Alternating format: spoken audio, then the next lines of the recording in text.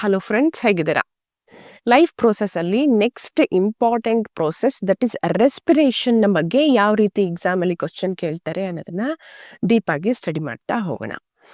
So ರಫ್ಲಿ speaking, respiration ಅಂದ ತಕ್ಷಣ ನಮಗೆ ನೆನಪಾಗದೆ ಅಂದ್ರೆ ಬ್ರಾಡ್ ಆಗಿ ಹೇಳೋದಾದ್ರೆ ರೆಸ್ಪಿರೇಷನ್ ಅಂತಂದ್ರೆ it is exchange of gases. Animals ಹಾಗೆ ಪ್ಲಾಂಟ್ಸ್ ಎರಡರಲ್ಲೂ ಏನು ಎಕ್ಸ್ಚೇಂಜ್ ಆಫ್ ಗ್ಯಾಸಸ್ ಆಗುವಂಥದ್ದು. ಅನಿಮಲ್ಸ್ ಅಲ್ಲಿ ಆಕ್ಸಿಜನ್ನು ಇನ್ಹೇಲ್ ಆಗುತ್ತೆ, ಆಕ್ಸಿಜನ್ನ ತಗೊಳ್ತೀವಿ, ಕಾರ್ಬನ್ ಡೈಆಕ್ಸೈಡ್ನ ಹೊರಗಡೆ ಬಿಡ್ತೀವಿ. ಅದೇ ಪ್ಲಾಂಟ್ಸ್ ಅಲ್ಲಿ ಉಲ್ಟಾ, ಇದು ಫೋಟೋಸಿಂಥಸಿಸ್ ಮಾತ್ರ ಪ್ರೋಸೆಸ್ ಅಲ್ಲಿ ಈ ರೀತಿ ಆಗುವಂಥದ್ದು. ಕಾರ್ಬನ್ ಡೈಆಕ್ಸೈಡ್ನ ತಗೊಂಡು ಆಕ್ಸಿಜನ್ನ ಹೊರಗಡೆ ಬಿಡುತ್ತೆ. But plants also requires oxygen to respire. Next,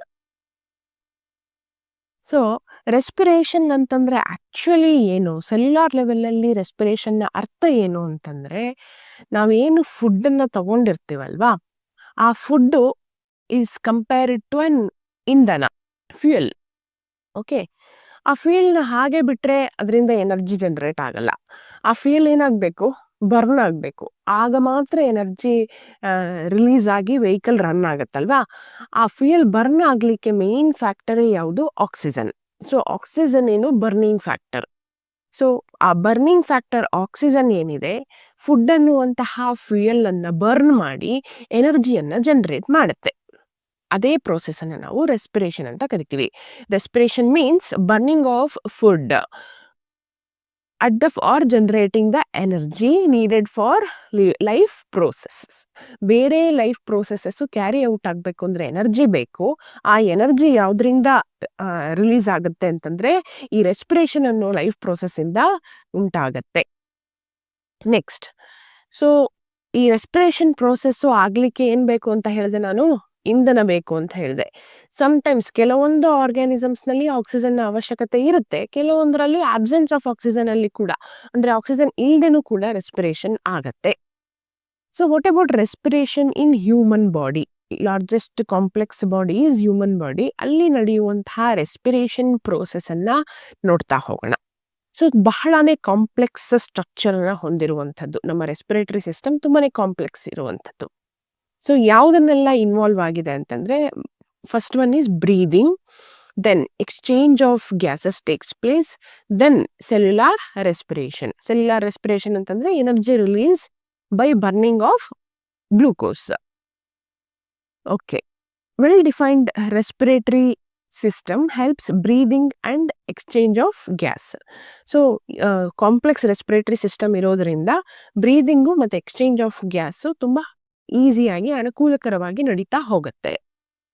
so breathing ಅಂತಂದ್ರೆ ಏನು, ಎರಡು ಪ್ರೋಸೆಸ್ ಇದೆ ಇದರಲ್ಲಿ. ಒಂದು ಇನ್ಹಲೇಷನ್, ಇನ್ನೊಂದು ಎಕ್ಸಲೇಷನ್ ಅಂತ ಹೇಳಿ. ಇನ್ಹಲೇಷನ್ ಅಂತಂದ್ರೆ ಒಳಗಡೆ ಗಾಳಿಯನ್ನ ಎಳ್ಕೊಳ್ಳೋದು, ಆಕ್ಸಿಜನ್ ಅನ್ನ ಎಳ್ಕೊಳ್ಳೋದು ಮೂಗಿಂದ. ಎಕ್ಸಲೇಷನ್ ಅಂತಂದ್ರೆ ಕಾರ್ಬನ್ ಡೈಆಕ್ಸೈಡ್ನ, ಅದರ ವೇಸ್ಟ್ ಗ್ಯಾಸಸ್ ಅನ್ನ ಹೊರಗಡೆ ಹಾಕೋದು, ಅದನ್ನ ಎಕ್ಸಲೇಷನ್ ಅಂತ ಕರಿತೀವಿ. The gaseous exchange that takes place in the lungs and oxygen is supplied to all cells of the body. ನೋಡಿ, ಏನು ಗ್ಯಾಸಿಯಸ್ ಎಕ್ಸ್ಚೇಂಜ್ ಪ್ರೋಸೆಸ್ ಏನಿದೆ ಅದು ಮೇನ್ ಆಗಿ ಲಂಗ್ಸ್ ಅಲ್ಲಿ ನಡೆಯುವಂಥದ್ದು, ಶ್ವಾಸಕೋಶದಲ್ಲಿ ನಡೆಯುವಂಥದ್ದು. ರೆಸ್ಪಿರೇಷನ್ ಇಂದಾಗಿ ಏನು ಆಕ್ಸಿಜನ್ ನಮ್ಮ ಬಾಡಿ ಒಳಗೆ ನಾವು ಇನ್ಹೇಲ್ ಮಾಡ್ಕೊಳ್ತೀವಲ್ಲ, ಅದನ್ನ ಪ್ರತಿಯೊಂದು ಬಾಡಿಯ ಸೆಲ್ಲಿಗೂ ಸಪ್ಲೈ ಮಾಡುವಂಥದ್ದು. ಸೊ ಸೆಲ್ಯುಲಾರ್ ರೆಸ್ಪಿರೇಷನ್ ಏನಿದೆಯಲ್ವಾ, it takes place in each and every cell. ಪ್ರತಿಯೊಂದು ಸೆಲ್ಲಿಗೂ ಕೂಡ ರೆಸ್ಪಿರೇಷನ್ನ ಅವಶ್ಯಕತೆ ಇರುತ್ತೆ. ಪ್ರತಿಯೊಂದು ಸೆಲ್ಲಲ್ಲೂ ಕೂಡ ಆಕ್ಸಿಜನ್ ಏನಾಗುತ್ತೆ, ಫ್ಲೋ ಆಗ್ತಾ ಹೋಗುತ್ತೆ. ಓಕೆ, ಏನೆಲ್ಲ ಬಾಡಿ ಪಾರ್ಟ್ಸ್ ಇನ್ವಾಲ್ವ್ ಆಗಿದೆ ರೆಸ್ಪಿರೇಟರಿ ಸಿಸ್ಟಮ್ ಅಲ್ಲಿ ಅಂತ ನೋಡೋಣ. ಒಂದು ನೋಸ್, ಮತ್ತೆ ನೋಸ್ ಒಳಗಿರುವಂತಹ ನೇಸಲ್ ಕ್ಯಾವಿಟೀಸ್. ನೆಕ್ಸ್ಟ್ ಬರುವಂಥದ್ದೇ ಫ್ಯಾರಿಂಗ್ಸ್, ಲ್ಯಾರಿಂಗ್ಸ್, ದೆನ್ ಟ್ರೇಕಿಯಾ ಅಥವಾ ಅದನ್ನ ವಿಂಡ್ ಪೈಪ್ ಅಂತಾನೂ ಕರಿತೀವಿ, then bronchi, bronchioles and alveoli. Okay, ಏನು ಬ್ರಾಂಕಿಯೋಲಸ್ ಮತ್ತೆ ಆಲ್ವಿಯೋಲೈ ಇದೆಯಲ್ವಾ, ಅದು ಲಂಗ್ಸ್ ಅಲ್ಲಿ ಇನ್ಕ್ಲೂಸ್ ಆಗಿರುತ್ತೆ. ನೆಕ್ಸ್ಟ್ ರಿಬ್ ಕೇಜು ಮತ್ತೆ muscles associated with the rib cage and diaphragm. ಇವೆ ಏನು ರಿಬ್ ಕೇಜ್ ಮತ್ತೆ ಡಯಾಫ್ರಾಮ್ ಇದೆಯಲ್ವಾ, ಇದು ಮೇನ್ ಆಗಿ ಇನ್ಹಲೇಷನ್ ಮತ್ತೆ ಎಕ್ಸಲೇಷನ್ ಪ್ರೋಸೆಸ್ ಅಲ್ಲಿ ಇನ್ವಾಲ್ವ್ ಆಗಿರುವಂತಹ ಲಂಗ್ಸ್ನ ಭಾಗಗಳು. Exchange of gases takes place between alveolar surface and surrounding blood vessels. So main ಆಗಿ ಲಂಗ್ಸ್ ಅಲ್ಲಿ ಗ್ಯಾಶಿಯಸ್ ಎಕ್ಸ್ಚೇಂಜ್ ಆಗುವಂಥದ್ದೇ ಎಲ್ಲಿ ಅಂತಂದ್ರೆ ಆಲ್ವಿಯೋಲಾರ್ ಸರ್ಫೇಸ್ ಅಲ್ಲಿ. ಸೊ ಸುತ್ತ ಬ್ಲಡ್ ವೆಸಲ್ಸ್ ಇರುತ್ತೆ ಅಲ್ಲಿ, ಮತ್ತೆ ಆಲ್ವಿಯೋಲಾರ್ ಸರ್ಫೇಸ್ ಅಲ್ಲಿ, ಇಲ್ಲಿ ಒಳಗಡೆ ಆಲ್ವಿಯೋಲ ಇರುತ್ತೆ, ಇಲ್ಲಿ ಮೇನ್ ಆಗಿ ಎಕ್ಸ್ಚೇಂಜ್ ಆಫ್ ಗ್ಯಾಸಸ್ ಆಗುವಂಥದ್ದು. ಸೊ ಅವುಗಳು ಆಲ್ವಿಯೋಲ ಏನಿದೆ ಲಾರ್ಜ್ ಸರ್ಫೇಸ್ ಏರಿಯಾನ ಕೊಡುತ್ತೆ, so that proper exchange of gases takes place. ಇಷ್ಟರಲ್ಲಿ ಕೇಳುವಂಥದ್ದಾದ್ರೆ ಈ ಪಾಯಿಂಟ್ನ ಮೇಲೆ ಪ್ರಶ್ನೆ ಬರುತ್ತೆ. ಓಕೆ, ನೆಕ್ಸ್ಟ್ ರೆಸ್ಪಿರೇಷನ್ ಪ್ರೋಸೆಸ್ ಯಾವ ರೀತಿ ಆಗುತ್ತೆ ಅಂತ ನಾನು ಹೇಳಿದೆ. ಈ ಬ್ರೀದಿಂಗ್ ಅಂತಂದ್ರೆ 2 ಇಂಪಾರ್ಟೆಂಟ್ ಪ್ರೋಸೆಸ್ ಅನ್ನ ಇನ್ವಾಲ್ವ್ಮೆಂಟ್ ಮಾಡ್ಕೊಂಡಿರುತ್ತೆ, ಒಂದು ಇನ್ಹಲೇಷನ್, ಇನ್ನೊಂದು ಎಕ್ಸಲೇಷನ್ ಅಂತ ಹೇಳಿ. ಸೊ ಇನ್ಹೇಲ್ ಆಗುವಾಗ ಯಾವ ರೀತಿ ಲಂಗ್ಸ್ ಅಲ್ಲಿ ಸ್ಟ್ರಕ್ಚರ್ನ ಬದಲಾವಣೆ ಆಗುತ್ತೆ, ಇನ್ಹಲೇಷನ್ ಪ್ರೋಸೆಸ್ ಅಲ್ಲಿ ವಾಟ್ ಹ್ಯಾಪನ್ಸ್ ಅನ್ನೋದನ್ನ ನೋಡ್ಬೇಕು.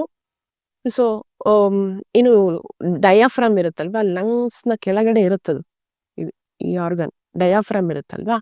ಸೊ ಡಯಾಫ್ರಾಮ್ ಏನಾಗುತ್ತೆ ಅಂತಂದ್ರೆ ಕಾಂಟ್ರಾಕ್ಟ್ ಆಗುತ್ತೆ.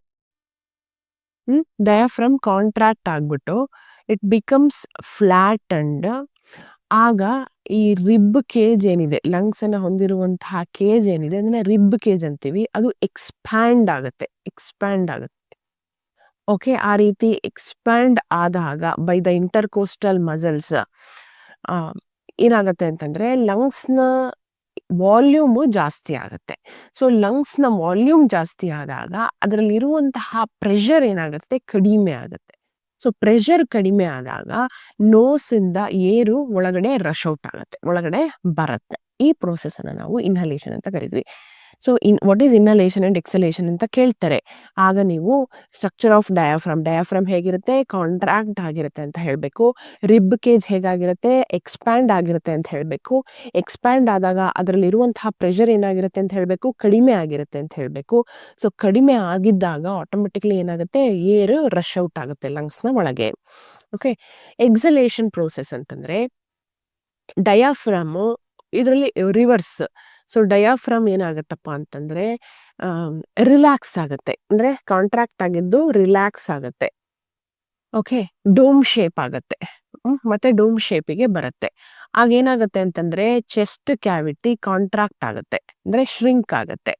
ಓಕೆ, ಆಗ ಲಂಗ್ಸ್ನ ವಾಲ್ಯೂಮು ಕಡಿಮೆ ಆಗುತ್ತೆ. ಲಂಗ್ಸ್ನ ವಾಲ್ಯೂಮ್ ಕಡಿಮೆ ಆಗ್ತಿದ್ದಂಗೆ ಅವುಗಳಲ್ಲಿ ಇರುವಂತಹ ಪ್ರೆಷರ್ ಜಾಸ್ತಿ ಆಗುತ್ತೆ. ಸೊ ಪ್ರೆಷರ್ ಜಾಸ್ತಿ ಆದಾಗ ಒಳಗೆ ಲಂಗ್ಸ್ ಒಳಗಿರುವಂತಹ ಏರ್ ಏನಾಗುತ್ತೆ, ಹೊರಗಡೆ ಓಡಿ ಹೋಗುತ್ತೆ, ಪಾಸ್ ಆಗುತ್ತೆ. ಓಕೆ, ಈ 2 ಪ್ರೋಸೆಸ್ನ ಬಗ್ಗೆ ಗೊತ್ತಿರಲಿ. ಡಯಾಫ್ರಾಮ್ನ ಶೇಪ್ ಹೇಗಿರುತ್ತೆ, ಲಂಗ್ಸ್ ಅಂದ್ರೆ ರಿಬ್ ಕೇಜು ಎಕ್ಸ್ಪ್ಯಾಂಡ್ ಆಗಿರುತ್ತೋ ಅಥವಾ ಏನೋ ಶ್ರಿಂಕ್ ಆಗಿರುತ್ತೋ ಅನ್ನೋದನ್ನ ಅಥವಾ ಕಾಂಟ್ರಾಕ್ಟ್ ಆಗಿರುತ್ತೋ ಅನ್ನೋದು ನಿಮಗೆ ಗೊತ್ತಿರಬೇಕು. ಇನ್ಹಲೇಷನ್ ಅಲ್ಲಿ ಡಯಾಫ್ರಾಮು ಕಾಂಟ್ರಾಕ್ಟ್ ಆಗಿರುತ್ತೆ, ಫ್ಲಾಟ್ ಆಗಿರುತ್ತೆ. ರಿಬ್ ಕೇಜು ಏನಾಗಿರುತ್ತೆ, ಎಕ್ಸ್ಪ್ಯಾಂಡ್ ಆಗಿರುತ್ತೆ, ಹಾಗಾಗಿ ಗಾಳಿ ಒಳಗಡೆ ಬರುತ್ತೆ ಪ್ರೆಷರ್ ಕಡಿಮೆ ಆದಾಗ. ಅದೇ ಎಕ್ಸಲೇಷನ್ ಪ್ರೋಸೆಸ್ ಅಲ್ಲಿ ಡಯಾಫ್ರಾಮ್ ಏನಾಗುತ್ತೆ, ರಿಲ್ಯಾಕ್ಸ್ ಆಗುತ್ತೆ.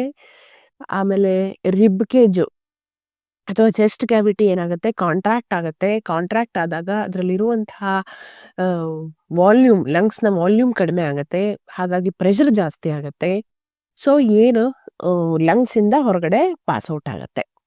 ಓಕೆ, ಸೊ ನಾವು ಏರನ್ನ ಇನ್ಹೇಲ್ ಮಾಡಿದಷ್ಟು ಕೂಡ ಆಕ್ಸಿಜನ್ನ ಕಾನ್ಸಂಟ್ರೇಷನ್ ಆಲ್ವಿಯೋಲೆಯಲ್ಲಿ ಜಾಸ್ತಿ ಆಗ್ತಾ ಹೋಗುತ್ತೆ. ಓಕೆ, ಸೊ ಆಲ್ವಿಯೋಲೆಯಲ್ಲಿ ಏನು ಆಕ್ಸಿಜನ್ನ ಕಂಟೆಂಟ್ ಜಾಸ್ತಿ ಆಗ್ತಾ ಹೋದ ಹಾಗೆ ಡಿಫ್ಯೂಷನ್ ಪ್ರೋಸೆಸ್ ಇಂದ ಬೇರೆ ಬೇರೆ ಬ್ಲಡ್ ವೆಸಲ್ಸಿಗೆ ಏನು ಆಕ್ಸಿಜನ್ ಸಪ್ಲೈ ಅನುಕೂಲಕರವಾಗಿ ನಡೀತಾ ಹೋಗುತ್ತೆ.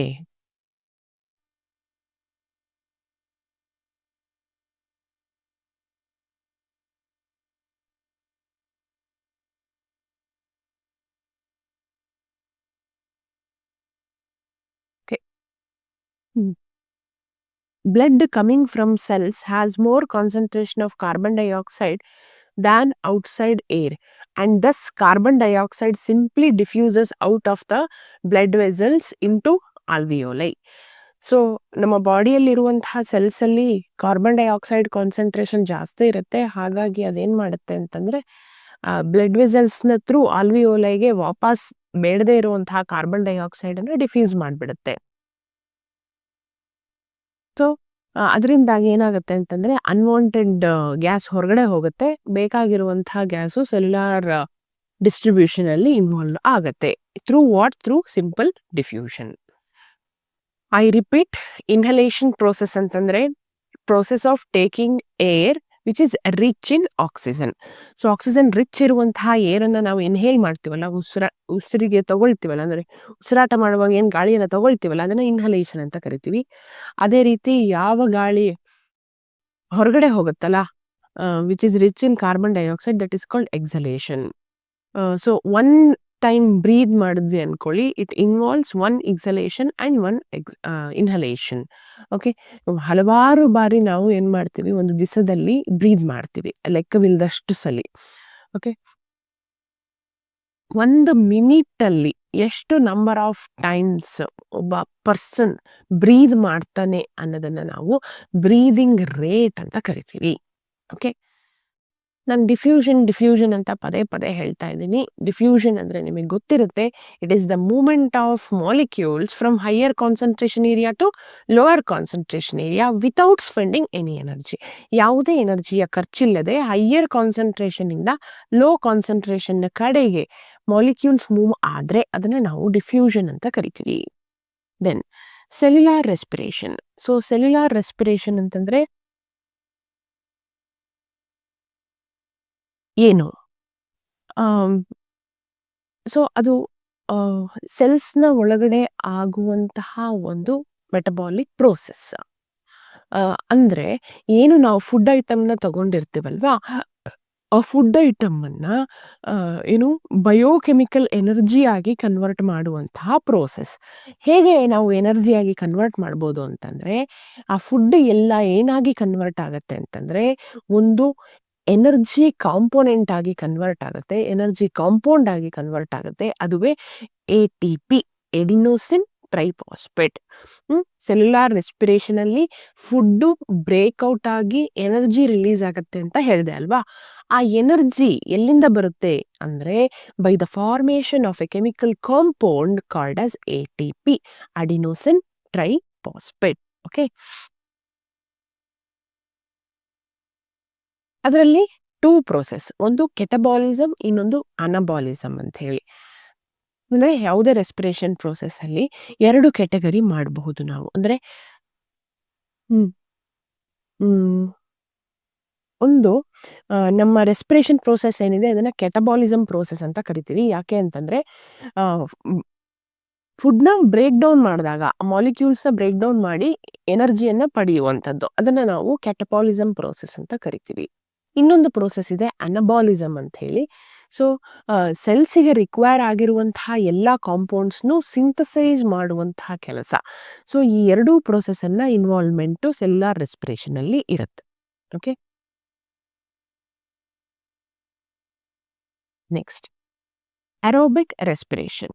ಸೊ ಅರೋಬಿಕ್ ರೆಸ್ಪಿರೇಷನ್ ಅಂತಂದರೆ in the presence of oxygen ಯಾವುದೇ ಪ್ರೋಸೆಸ್ ನಡೆದ್ರೆ ಅದನ್ನು ನಾವು ಏರೋಬಿಕ್ ರೆಸ್ಪಿರೇಷನ್ ಅಂತ ಕರಿತೀವಿ.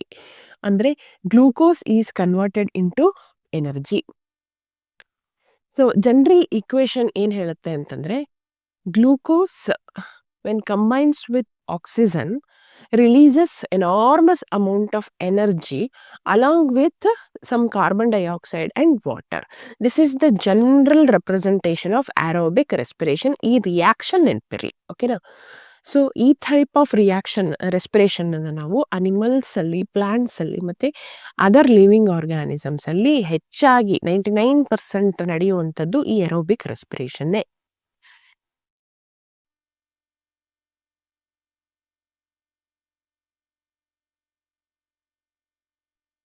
ನೆಕ್ಸ್ಟ್, ಸೊ ಲೋವರ್ ಅನಿಮಲ್ಸಲ್ಲಿ ಯಾವ ರೀತಿ ರೆಸ್ಪಿರೇಷನ್ ಆಗುತ್ತೆ? ಅವುಗಳಲ್ಲಿ ನಮ್ಮಲ್ಲಿರುವಂಥ ಸಫಿಸ್ಟಿಕೇಟೆಡ್ ಆಗಿ ಲಂಗ್ಸು, ಅಲ್ವಿಯೋಲೆ ಎಲ್ಲ ಇರೋದಿಲ್ಲ. ಆದ್ರೂ ಕೂಡ ಎಕ್ಸ್‌ಚೇಂಜ್ ಆಫ್ ಗ್ಯಾಸಸ್ ಆಗ್ಲೇಬೇಕಲ್ವಾ? Fundamental process. ಉಸಿರಾಡಬೇಕು ಅಂತ ಅಲ್ಲ, ಜೀವಂತ ಇರಬೇಕು ಅಂದ್ರೆ ಉಸಿರಾಡಬೇಕು. ಸೊ ಒಂದು ಲೋವರ್ ಆರ್ಗಾನಿಸಮ್ ಲೈಕ್ ಅರ್ಥವಮ್‌ನ ತಗೊಳ್ಳೋದಾದ್ರೆ ಸ್ಕಿನ್ನೇ ಅದಕ್ಕೆ ಒಂದು ರೆಸ್ಪಿರೇಟರಿ ಆರ್ಗನ್ ತರ ಯುಟಿಲೈಸ್ ಆಗುತ್ತೆ. ಅಲ್ಲಿ ಸ್ಕಿನ್ ಸರ್ಫೇಸ್ ಮೇಲೆನೆ ಗ್ಯಾಸಿಯಸ್ ಎಕ್ಸ್‌ಚೇಂಜ್ ಆಗುತ್ತೆ. ಯಾವ ಒಂದು ನಾನು ಇಲ್ಲಿ ಆರ್ಗಾನಿಸಮ್ ಹೇಳ್ತಿದ್ದೀನೋ ಅವುಗಳ ಒಂದು ರೆಸ್ಪಿರೇಟರಿ ಆರ್ಗನ್ ಅನ್ನ ನೆನ್ಪಿಡಿ. ಅದನ್ನ ಎಕ್ಸಾಮಲ್ಲಿ ಕೇಳ್ತಾರೆ. ಅರ್ಥವಮ್‌ದು ಯಾವುದು? ಸ್ಕಿನ್. ಅದೇ ರೀತಿ ಫಿಶಸ್‌ದು ಯಾವುದು? ಗಿಲ್ಸ್. ಅದೇ ರೀತಿ ಇನ್ಸೆಕ್ಟ್ಸ್‌ದು ಯಾವುದು? They have tracheal system. Okay. Tracheal system ಅಲ್ಲಿ ನೆಟ್ವರ್ಕ್ ಆಫ್ ಟ್ಯೂಬ್ಸ್ ಇರುತ್ತೆ. ಅದು ಸರ್ಕ್ಯುಲೇಷನ್‌ಗೆ ಹೆಲ್ಪ್ ಮಾಡುತ್ತೆ. Then frogs. ಫ್ರಾಗ್ಸ್ ಯಾವ್ದ್ರಿಂದ ಉಸಿರಾಡುತ್ತೆ ಅಂತಂದ್ರೆ ಸ್ಕಿನ್ ಥ್ರೂ ಉಸಿರಾಡುತ್ತೆ. ಮತ್ತೆ ಆ, ಮತ್ತೆ ನೀರಲ್ಲಿದ್ದಾಗ ಸ್ಕಿನ್ ಥ್ರೂ ಉಸಿರಾಡುವಂಥದ್ದು. ಅದೇ ಲ್ಯಾಂಡ್ ಸರ್ಫೇಸ್ ಮೇಲಿದ್ದಾಗ ಲಂಗ್ಸ್‌ನ ಥ್ರೂ ಉಸಿರಾಡುತ್ತೆ. ಯಾವುದು? ಫ್ರಾಗ್ಸ್. ನೆಕ್ಸ್ಟ್ ಸೊ ಮಸಲ್ಸ್, ನಮ್ಮ ಬಾಡಿಯಲ್ಲಿ ಏನು ಮಸಲ್ಸ್ ಇರುತ್ತಲ್ವಾ, ಅವುಗಳು ಕೆಲವೊಮ್ಮೆ ಅನರೋಬಿಕ್ ರೆಸ್ಪಿರೇಷನ್ ಅನ್ನ ತೋರಿಸ್ತವೆ. ಯಾವಾಗ ನಮ್ಮ ಬಾಡಿಯಲ್ಲಿ ಆಕ್ಸಿಜನ್ ಕಂಟೆಂಟ್ ಕಡಿಮೆ ಆಗುತ್ತೋ ಆಗ ಅದು ಶೋ ಮಾಡುವಂಥ ರೆಸ್ಪಿರೇಷನ್ ನಾವು ಅನರೋಬಿಕ್ ರೆಸ್ಪಿರೇಷನ್ ಅಂತ ಕರಿತೀವಿ. ಸೊ ನಾನು ಹೇಳಿದೆ ಅರೋಬಿಕ್ ರೆಸ್ಪಿರೇಷನ್ ಅಲ್ಲಿ ಗ್ಲೂಕೋಸು ಕಂಪ್ಲೀಟ್ ಆಗಿ ಏನಾಗಿ ಕನ್ವರ್ಟ್ ಆಗುತ್ತೆ ಅಂತ ಹೇಳಿದೆ, ಏನಾಗಿ ವಾಟರ್,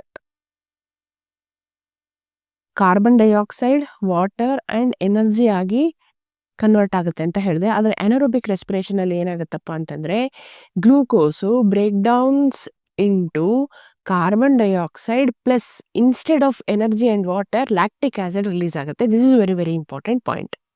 ಅನರೋಬಿಕ್ ರೆಸ್ಪಿರೇಷನ್ ಅಲ್ಲಿ ಆಗುವಂಥ ಜನರಲ್ ರಿಯಾಕ್ಷನ್ ಇದು. ಗ್ಲೂಕೋಸ್ ಏನಾಗಿ ಕನ್ವರ್ಟ್ ಆಗುತ್ತೆ? ಕಾರ್ಬನ್ ಡೈಆಕ್ಸೈಡ್ ಮತ್ತೆ ಲ್ಯಾಕ್ಟಿಕ್ ಆಸಿಡ್ ಆಗಿ ಕನ್ವರ್ಟ್ ಆಗುತ್ತೆ. ಓಕೆ. ಸೊ ಇದರಿಂದ ಏನಾಗುತ್ತಪ್ಪ ಅಂತಂದ್ರೆ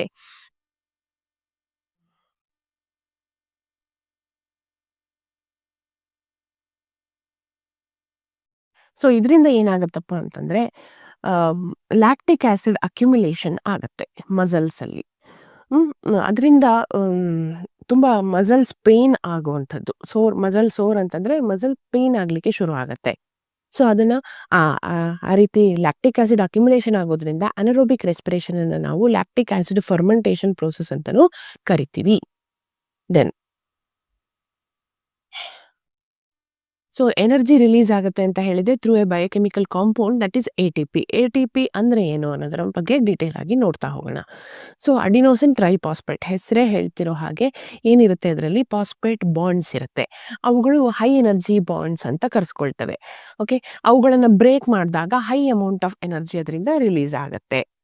ಸೊ ಯಾವೆಲ್ಲ ಇಂದ ATP ಮೊಲಿಕ್ಯೂಲ್ ಫಾರ್ಮೇಷನ್ ಆಗುತ್ತೆ ಅಂತಂದ್ರೆ ಒಂದು ಫೋಟೋಸಿಂಥಸಿಸ್ ಪ್ರೋಸೆಸ್ಸು ಪ್ಲಾಂಟ್ಸ್ ಅಲ್ಲಿ, ಇನ್ನೊಂದು ರೆಸ್ಪಿರೇಷನ್ ಪ್ರೋಸೆಸ್ಸು ಅನಿಮಲ್ಸ್ ಅಲ್ಲಿ.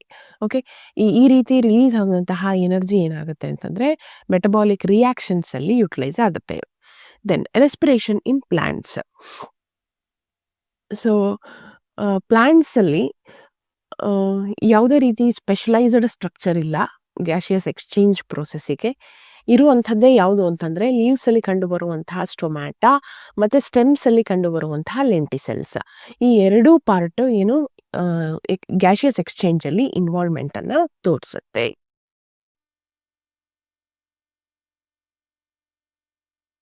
ನೆಕ್ಸ್ಟ್ ಸೊ ಪ್ಲಾಂಟ್ಸ್ ಅಲ್ಲಿ ಕಂಡು ಬರುವಂತಹ ಒಂದು ಪ್ರೋಸೆಸ್ಸೇ ಟ್ರಾನ್ಸ್ಪಿರೇಷನ್ ಪ್ರೋಸೆಸ್ ಅಂತ ಹೇಳಿ.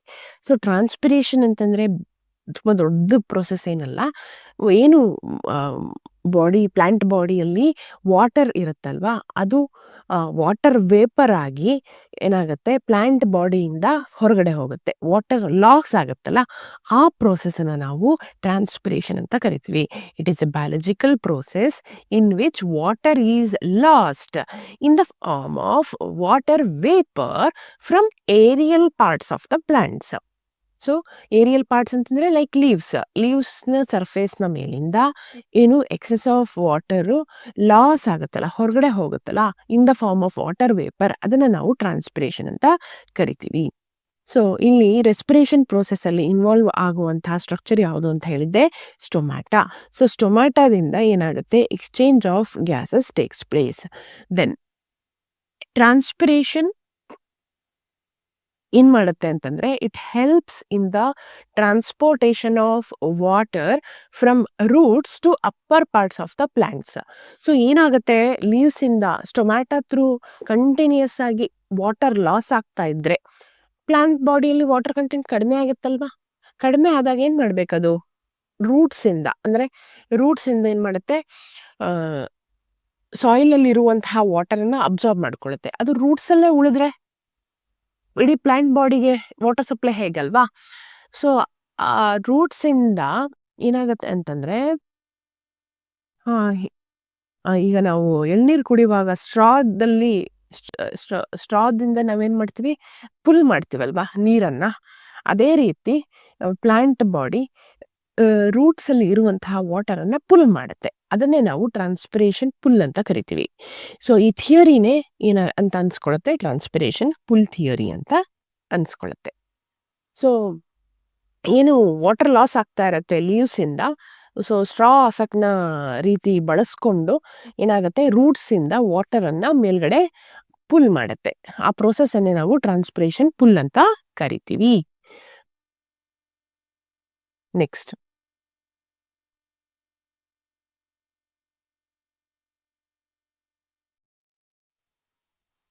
ಓಕೆ, ಇದೇನು ಬೇಡ, ಈ ಟ್ರಾನ್ಸ್ಪೋರ್ಟೇಷನ್ ಇನ್ ಹ್ಯೂಮನ್ ಬೀಯಿಂಗ್ಸ್ ಇಂದ ನೋಡೋಣ. ಸೊ ನೋಡಿ, ನಮಗೆ ಗಾಳಿ ಬೇಕು, ನೀರು ಬೇಕು, ಆಹಾರ ಬೇಕು ಸರ್ವೈವಲ್ಲಿಗೆ ಅಲ್ವಾ.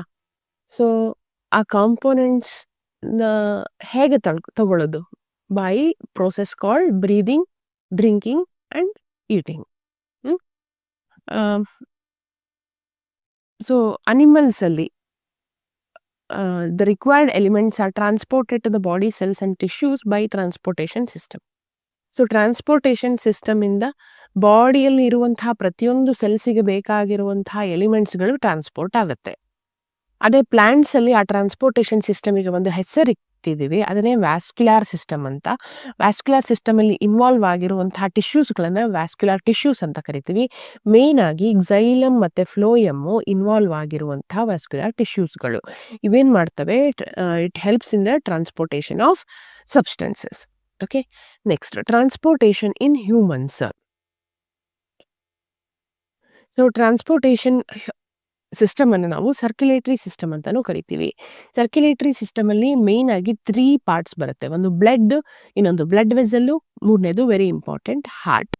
ಸೊ ಈ 3 ಅಂಗಗಳು ಆಕ್ಸಿಜನ್ ಸಪ್ಲೈ ಮಾಡುವಲ್ಲಿ, ನ್ಯೂಟ್ರಿಯೆಂಟ್ಸ್ನ ಸಪ್ಲೈ ಮಾಡುವಲ್ಲಿ, ಮತ್ತೆ ಕಾರ್ಬನ್ ಡೈಆಕ್ಸೈಡ್ ಅನ್ನ ರಿಮೂವ್ ಮಾಡುವಲ್ಲಿ, ಮತ್ತೆ ಬೇರೆ ಎಕ್ಸ್ಕ್ರೀಟರಿ ಪ್ರಾಡಕ್ಟ್ಸ್ನ ನಮ್ಮ ಸೆಲ್ಸ್ ಇಂದ ತೆಗೆಯೋದನ್ನ ಮಾಡುವಂತಹ ಕೆಲಸಗಳನ್ನ ಮಾಡ್ತವೆ. ಮತ್ತೆ ಇನ್ಫೆಕ್ಷನ್ ಅನ್ನ ತಡೆಯುವಲ್ಲಿ ಕೂಡ ಇಂಪಾರ್ಟೆಂಟ್ ರೋಲ್ ಅನ್ನ ಪ್ಲೇ ಮಾಡ್ತವೆ. Next, heart. So heart left part of thoracic region ಅಲ್ಲಿ ಸಿಚುವೇಟ್ ಆಗಿರುವಂಥದ್ದು. ಅದನ್ನ ನಾವು ಪಂಪಿಂಗ್ ಆರ್ಗನ್ ಅಂತ ಕರಿತೀವಿ. It involves 4 chambers. ಓಕೆನಾ. ಆಕ್ಸಿಜನೇಟೆಡ್ ಅಂಡ್ ಡಿಆಕ್ಸಿಜನೇಟೆಡ್ ಬ್ಲಡ್ ಅನ್ನ ಟ್ರಾನ್ಸ್ಪೋರ್ಟೇಷನ್ ಮಾಡೋದು ಹಾರ್ಟ್ನ ಮುಖ್ಯ ಪಾತ್ರ. ಸೊ ಅಪ್ಪರ್ 2 ಚೇಂಬರ್ಸ್ ಅನ್ನ ಆಟ್ರಿಯಂ ಅಂತ ಕರಿತೀವಿ, ಲೋವರ್ 2 ಚೇಂಬರ್ಸ್ ಅನ್ನ ವೆಂಟ್ರಿಕಲ್ಸ್ ಅಂತ ಕರಿತೀವಿ. ದೆನ್ ಸೊ ಯಾವ ರೀತಿಯ flow of blood takes place ಅಂತ ನೋಡೋಣ. ಸೊ ಬ್ಲಡ್ ವೆಸಲ್ಸ್ ಏನಿದೆ ಅದು ನಮ್ಮ ಹೋಲ್ ಬಾಡಿಯಲ್ಲಿ ಬ್ಲಡ್ ಅನ್ನ ಟ್ರಾನ್ಸ್ಫರ್ ಮಾಡುವಂತಹ ಒಂದು ಆರ್ಗನ್. ಸೊ ಅವುಗಳಲ್ಲಿ 3 ವಿಧ, ಒಂದು ಆರ್ಟರೀಸ್, ಇನ್ನೊಂದು ವೇನ್ಸ್, ಮೂರನೇದು ಬ್ಲಡ್ ಕ್ಯಾಪಿಲರೀಸ್ ಅಂತ ಹೇಳಿ. ಸೊ ಆರ್ಟರೀಸ್ ಏನ್ ಮಾಡುತ್ತೆ, ಇಟ್ ಕ್ಯಾರೀಸ್ ಆಕ್ಸಿಜನೇಟೆಡ್ ಬ್ಲಡ್. ಅದೇ ರೀತಿ ವೇನ್ಸ್ ಏನ್ ಮಾಡುತ್ತೆ, ಡಿಆಕ್ಸಿಜನೇಟೆಡ್ ಬ್ಲಡ್, ಇಂಪ್ಯೂರ್ ಬ್ಲಡ್ ಅನ್ನ ಕ್ಯಾರಿ ಮಾಡ್ತವೆ. Next, gaseous exchange takes place between the blood and cells, mainly at capillaries. Okay, so blood exchange ಆಗುವಂಥದ್ದು, ಅಂದರೆ ಗ್ಯಾಸಿಯಸ್ ಎಕ್ಸ್ಚೇಂಜ್ ಆಗುತ್ತೆ between blood and cells at one particular part that is called as capillaries. Okay, next, blood pressure. So blood pressure ನೀವು check ಮಾಡಿಸ್ಲಿಕ್ಕೆ ಹೋದರೆ ಸ್ಪಿಗ್ಮೋಮೋನೋಮೀಟ್ರಲ್ಲಿ ಇಷ್ಟಿರಬೇಕು ಅಂತ ಹೇಳ್ತೀವಲ್ವಾ, 120 mmHg/80. Okay, ಈ 120 ಏನಿದೆ ಅದನ್ನ systolic blood pressure ಅಂತ ಕರಿತೀವಿ. 80 ಏನಿದೆ ಅದು ಡಯಾಸ್ಟೋಲಿಕ್ ಬ್ಲಡ್ ಪ್ರೆಷರ್ ಅಂತ ಕರಿತೀವಿ. ಈ ರೇಂಜ್ ಅಲ್ಲಿ ನಮ್ಮ ಬ್ಲಡ್ ಪ್ರೆಷರ್ ಇರಬೇಕು. ಏನು ಬ್ಲಡ್ ಪ್ರೆಷರ್ ಅಂತಂದ್ರೆ, the pressure exerted by the blood when it flows through the blood vessels. So blood vessels through flow ಆದಾಗ ಏನು ಪ್ರೆಷರ್ ಎಕ್ಸರ್ಟ್ ಆಗುತ್ತಲ್ವಾ ಅದನ್ನ ನಾವು ಬ್ಲಡ್ ಪ್ರೆಷರ್ ಅಂತ ಕರಿತೀವಿ. 2 ಟೈಪ್ಸ್ ಆಫ್ ಬ್ಲಡ್ ಪ್ರೆಷರ್ ಇದೆ. ಒಂದು ಸಿಸ್ಟೋಲಿಕ್ ಪ್ರೆಷರ್, ಇನ್ನೊಂದು ಡಯಾಸ್ಟೋಲಿಕ್ ಬ್ಲಡ್ ಪ್ರೆಷರ್. ಓಕೆ, ಏನಿದು ಡಯಾಸ್ಟೋಲಿಕ್ ಪ್ರೆಷರ್ ಅಂತಂದ್ರೆ pressure exerted on the walls of arteries when heart is filling with blood is called as diastolic pressure. So heart ಅಲ್ಲಿ blood fill ಆಗುವಾಗ arteries ನ ಮೇಲೆ ಬೀಳುವಂತಹ pressure ಅನ್ನ ನಾವು diastolic pressure ಅಂತ ಕರಿತೀವಿ. Okay, it is a minimum pressure on arteries. Arteries ಮೇಲೆ ಬೀಳುವಂತ ಮಿನಿಮಮ್ ಪ್ರೆಷರ್ ಇದು. Okay, normal range of diastolic pressure ನೆನಪಿರ್ಲಿ, ದಟ್ ಇಸ್ 60 to 80 mmHg ಇರಬೇಕು ಪ್ರೆಷರ್. ಅದೇ ರೀತಿ ಸಿಸ್ಟೋಲಿಕ್ ಪ್ರೆಷರ್ ಅಂದ್ರೆ ಏನು? It is the pressure exerted on the walls of arteries when the heart is pumping the blood. So heart ನ ಮೂಲಕ ಬೇರೆ ಆರ್ಗನ್ನಿಗೆ blood pump ಆಗುವಾಗ ಏನು ಆರ್ಟರೀಸ್ ನ ಮೇಲೆ ಪ್ರೆಷರ್ ಬೀಳುತ್ತಲ್ಲ ಅದನ್ನ ನಾವು ಸಿಸ್ಟೋಲಿಕ್ ಪ್ರೆಷರ್ ಅಂತ ಕರಿತೀವಿ. It is the maximum pressure. ಓಕೆನಾ? Next bleeding. So blood vessels ಸ್ವಲ್ಪ ಗಾಯ ಆಯ್ತು ಅಂತಂದ್ರೆ, ಅಂದ್ರೆ ರಪ್ಚರ್ ಆಯ್ತು ಅಂತಂದ್ರೆ ಏನಾಗುತ್ತೆ, ಬ್ಲೀಡಿಂಗ್ ಸ್ಟಾರ್ಟ್ ಆಗುತ್ತೆ. ಸೊ ಆ ಪ್ರೋಸೆಸ್ ಅನ್ನು ಸ್ಟಾಪ್ ಮಾಡ್ಲಿಕ್ಕೆ ಬ್ಲಡ್ ಅಲ್ಲಿ ಇರುವಂತಹ ಕಾಂಪೊನೆಂಟೇ ಯಾವುದು ಅಂತಂದ್ರೆ ಪ್ಲೇಟ್ಲೆಟ್ಸ್. ಇದನ್ನ ಎಕ್ಸಾಮ್ ಅಲ್ಲಿ ಕೇಳ್ತಾರೆ. ಸೊ ತಕ್ಷಣ ಪ್ಲೇಟ್ಲೆಟ್ಸ್ ಗಾಯ ಆಗಿರುವಂತಹ ಜಾಗಕ್ಕೆ ಓಡ್ತವೆ. ಸೊ ಓಡ್ಬಿಟ್ಟು ಏನ್ ಮಾಡುತ್ತೆ, ಬ್ಲಡ್ ಅನ್ನ ಆದಷ್ಟು ಬೇಗ ಫ್ಲೋ ಆಗೋದನ್ನ ನಿಲ್ಲಿಸುತ್ತೆ. ಅದನ್ನ ನಾವು ಕ್ಲಾಟಿಂಗ್ ಆಫ್ ಬ್ಲಡ್ ಅಂತ ಕರಿತೀವಿ. ಯಾವುದರ ಮೂಲಕ ಅದು ಸ್ಟಾಪ್ ಮಾಡುತ್ತೆ ಅಂತಂದ್ರೆ ಜೆಲ್ ಲೈಕ್ ಮಾಸ್ ನ ಫಾರ್ಮೇಶನ್ ಮಾಡಿ ಅದು ಸ್ಟಾಪ್ ಮಾಡುತ್ತೆ. Next is double circulation. So ನಮ್ಮ ಇದೇನಿದೆ ಸರ್ಕ್ಯುಲೇಷನ್ ಸಿಸ್ಟಮ್ ಏನಿದೆ ಅದು ಟ್ವೈಸ್ ಆಗತ್ತೆ. ಅಂದ್ರೆ ಹಾರ್ಟ್ ನ ಮೂಲಕ ಬ್ಲಡ್ 2 times ಫ್ಲೋ ಆಗತ್ತೆ. ಸೊ ಒಂದು ಫ್ಲೋ ನ ಪಲ್ಮನರಿ ಸರ್ಕ್ಯುಲೇಷನ್ ಅಂತ ಕರಿತೀವಿ. ಸೆಕೆಂಡ್ ಟೈಮ್ ಏನ್ ಫ್ಲೋ ಆಗುತ್ತಲ್ಲ ಅದನ್ನ ನಾವು ಸಿಸ್ಟಮಿಕ್ ಸರ್ಕ್ಯುಲೇಷನ್ ಅಂತ ಕರಿತೀವಿ. So circulation of human body is considered as double circulation. ನಿಮಗೆ ಗೊತ್ತಿರಬೇಕು ಪಲ್ಮನರಿ ಮತ್ತೆ ಏನದು ಪಲ್ಮನರಿ ಮತ್ತೆ ಸಿಸ್ಟಮಿಕ್ ಸರ್ಕ್ಯುಲೇಷನ್ ನಡುವೆ ಇರುವಂತಹ ಡಿಫ್ರೆನ್ಸ್ ಲಾಸ್ಟ್ ಕ್ಲಾಸ್ ಅಲ್ಲಿ ಡಿಸ್ಕಸ್ ಮಾಡಿದ್ವಿ. Next, so main connective tissue ಆಗಿ ಆಕ್ಟ್ ಮಾಡುವಂಥದ್ದೇ ಯಾವುದು? ಬ್ಲಡ್. ಅಂದ್ರೆ ಒಂದು ಕಡೆಯಿಂದ ಇನ್ನೊಂದು ಕಡೆಗೆ ಏನ್ ಮಾಡುತ್ತೆ, ನೆಸೆಸರಿ ನ್ಯೂಟ್ರಿಯೆಂಟ್ಸ್ ಅನ್ನ, ಆಕ್ಸಿಜನ್ ಅನ್ನ ಕ್ಯಾರಿ ಮಾಡುವಂತಹ ಕೆಲಸವನ್ನ ಬ್ಲಡ್ ಮಾಡ್ತವೆ. ಓಕೆ, ಸೊ ಬ್ಲಡ್ ಎಷ್ಟಿದೆ ನಮ್ಮ ಬಾಡಿಯಲ್ಲಿ ಅಂತಂದ್ರೆ it is 5 to 6 liters blood ಇರುವಂಥದ್ದು. So first blood 2 to 3 years ತನಕ ಮಕ್ಕಳಲ್ಲಿ ಲಿವರ್ ಅಲ್ಲಿ ಫಾರ್ಮೇಶನ್ ಆಗ್ತಾ ಇರತ್ತೆ. ದೊಡ್ಡವರು ಆದಂಗೆ ಬ್ಲಡ್ ಎಲ್ಲಿ ಫಾರ್ಮೇಶನ್ ಆಗುತ್ತೆ ಅಂತಂದ್ರೆ ಮೂಳೆಯಲ್ಲಿರುವಂತಹ ಬೋನ್ ಮ್ಯಾರೋದಲ್ಲಿ ಫಾರ್ಮೇಶನ್ ಆಗತ್ತೆ. ಓಕೆ, ಸೊ ಬ್ಲಡ್ ಅಂತಂದ್ರೆ it constitute blood cells as well as plasma. Then serum ಅಂತಂದ್ರೆ blood plus fibrin is called as serum. So blood ಅಲ್ಲಿ ಮೇನ್ ಆಗಿ 2 parts, ಒಂದು ಪ್ಲಾಸ್ಮಾ, ಇನ್ನೊಂದು ಕಾರ್ಪಸೆಲ್ಸ್. ಸೊ ಪ್ಲಾಸ್ಮಾ ಅಂತಂದ್ರೆ it is nothing but water content ಇರುತ್ತೆ. 55% of blood constitutes plasma. Okay, ಇದು ಎಲ್ಲೋ region ಇದೆಯಲ್ಲ ಅದು ಪ್ಲಾಸ್ಮಾ. ಓಕೆ, ಇನ್ನು ಒಂದು ಭಾಗ ಅಂದ್ರೆ ಕಾರ್ಪಸೆಲ್ಸ್. ಕಾರ್ಪಸೆಲ್ಸ್ ಅಲ್ಲಿ 3 ವಿಧಗಳು, RBC, WBC ಅಂಡ್ ಪ್ಲೇಟ್ಲೆಟ್ಸ್ ಅಂತ ಹೇಳಿ. ಸೊ RBC ಹೆಚ್ಚು ಭಾಗ ಅಂದ್ರೆ 45 ಅಂತ ಕೊಟ್ಟಿದ್ದಾರೆ, 44% ನಷ್ಟು RBC ಇರುತ್ತೆ. ಜಸ್ಟ್ 1% ಏನಿದೆ ಅದು WBC ಮತ್ತೆ ಪ್ಲೇಟ್ಲೆಟ್ಸ್ ಅನ್ನ ಹೊಂದಿರುವಂತದ್ದು. ಓಕೆ, ಸೊ WBCಗೆ ಇನ್ನೊಂದು ಹೆಸರು ಲ್ಯೂಕೋಸೈಟ್ ಅಂತ ಹೇಳಿ, RBCಗೆ ಇನ್ನೊಂದು ಹೆಸರು ಎರಿಥ್ರೋಸೈಟ್ ಅಂತ ಹೇಳಿ, ಪ್ಲೇಟ್ಲೆಟ್ಸ್ಗೆ ಇನ್ನೊಂದು ಹೆಸರು ಥ್ರೋಂಬೋಲಿಟಿಕ್ ಸೈಟ್ಸ್ ಅಂತ ಹೇಳಿ.